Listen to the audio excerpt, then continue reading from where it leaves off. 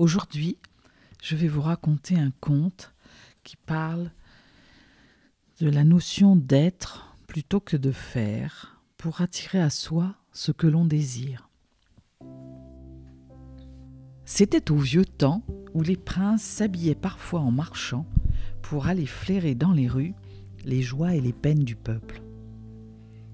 Le roi Vikram et son vizir aimaient ces sages randonnées. Or, il advint qu'une nuit froide, comme ils erraient dans un faubourg, l'un vêtu d'habits étrangers, l'autre pieds nus comme un esclave, du fond d'une obscure ruelle leur parvinrent un air de chanson, des rires, des envols de flûte, des tintements de tambourins. « Étrange vraiment, fit le roi. Une fête en un lieu si sombre, allons voir cela de plus près. » Ils s'avancèrent dans le noir, butant contre des riens éparses et des bestioles galopantes. Les bruits venaient d'une cabane de torchis et de bois pourri. « Comment peut-on rire et chanter dans une misère pareille ?» pensa le roi. Il s'approcha. Par une fente dans le mur, il risqua un œil au-dedans. Il resta muet un instant, puis murmura.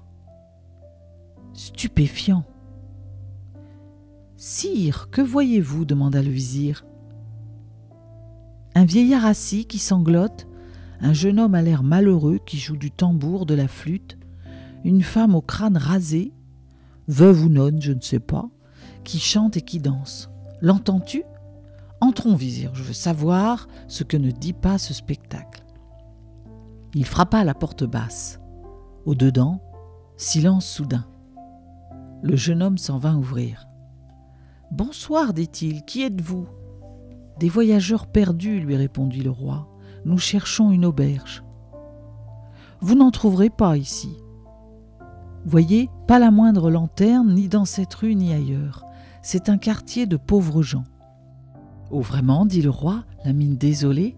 Si ce n'est pas trop vous demander, hélas, nous sommes des étrangers, nous ne connaissons pas la ville. Peut-être pourriez-vous nous loger pour la nuit.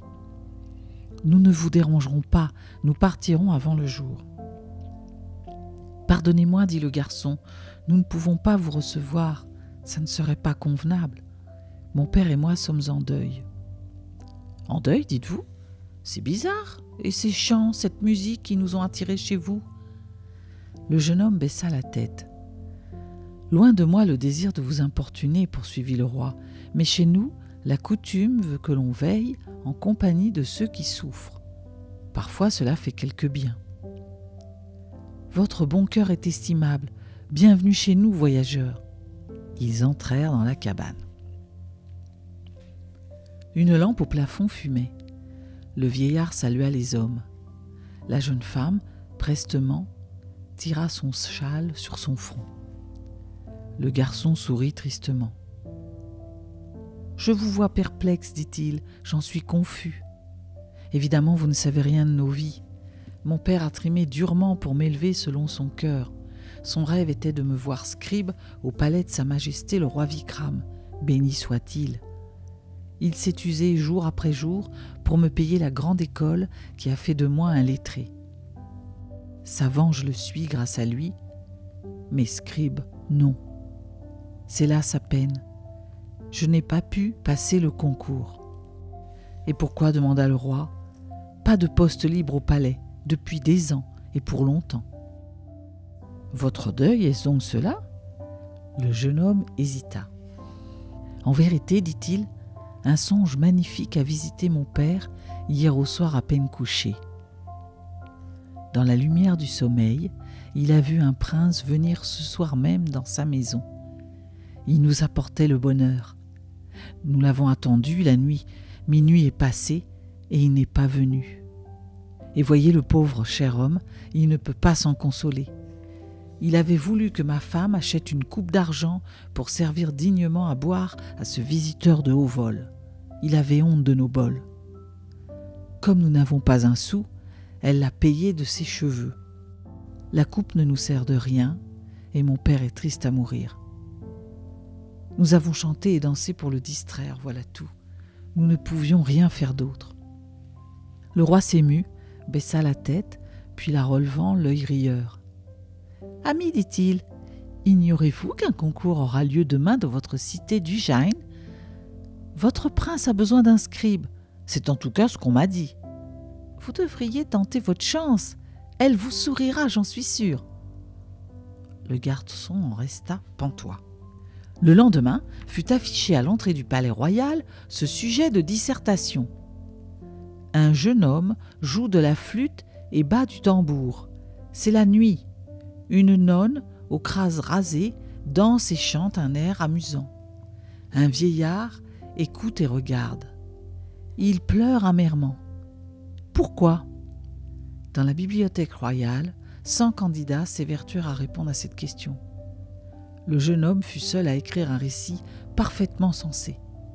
Sa plume fut jugée alerte et d'une enviable élégance. Le jury l'en félicita. Le roi Vikram, qui le reçut, lui dit qu'il était satisfait, car il désirait plus que tout avoir auprès de lui des hommes d'assez respectable vertu pour chanter et danser malgré l'adversité. Il eut enfin ce mot : « Sur le mont de la nuit naît la source du jour. » Le garçon s'inclina.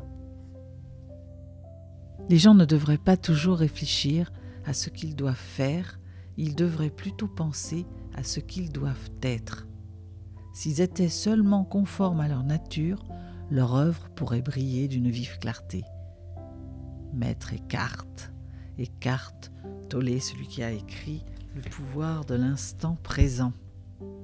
Moi, je terminerai avec cette conclusion en disant que la notion de ne pas chercher à faire pour obtenir, mais plutôt à devenir pour obtenir, souligne l'importance en fait de cultiver une identité, de s'appuyer sur qui on est vraiment au fond et ses valeurs, respecter ses valeurs qui naturellement vont mener au résultat souhaité.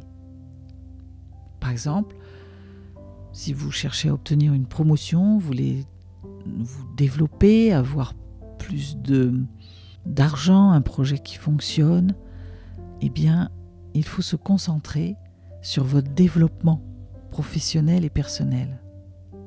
Car en développant de nouvelles compétences, connaissances, cela peut conduire à une croissance qui, à son tour, attirera les opportunités professionnelles, attireront les projets. En fin de compte, ce n'est pas ce que nous faisons qui définit notre succès, mais plutôt qui nous devenons dans le processus. À très vite.